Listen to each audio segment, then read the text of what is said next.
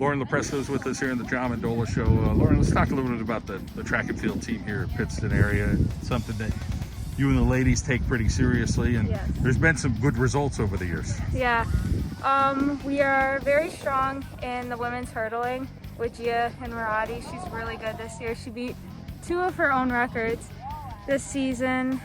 We have a really good 4x1 team for boys and girls. Hopefully our 4x1 team could take first in districts again. And our long jumpers are looking pretty good too with Aria Messner and I. And same with the boys events, they're doing really good this year as well. Well, let's break it down a little bit. Let's first talk about the jumping events, the long jump.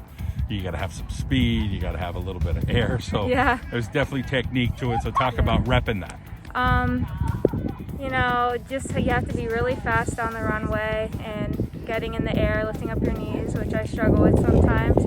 But we have really good jumpers this year, and yeah.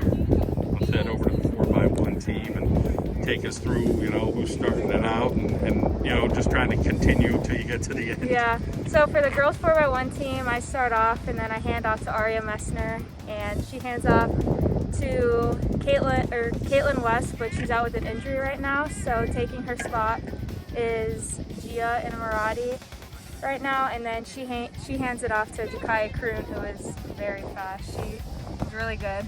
Yeah. So as much as you have to be fast, there's a lot of technique to it. Talk about just repping those handoffs and making sure, because one boo-boo on anybody's team, it's just something that everybody fears, but knowing that you know each other so well and you just kind of get that feel for each other. Yeah, we work on handoffs quite a lot.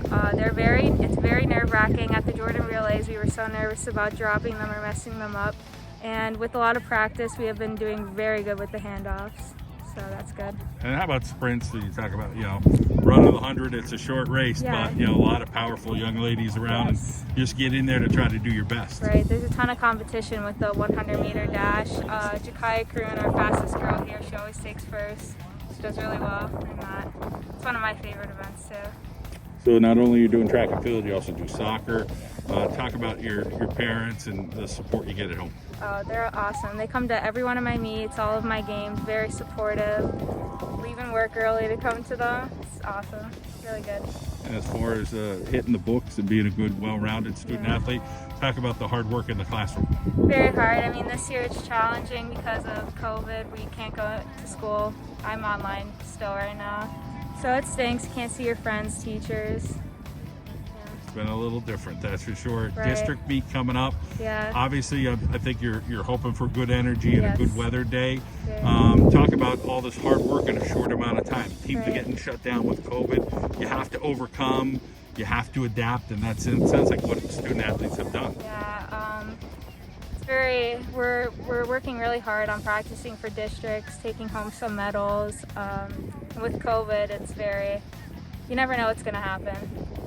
All right, Lauren, well, great to catch up with you. Thanks for telling us your story. Thank you.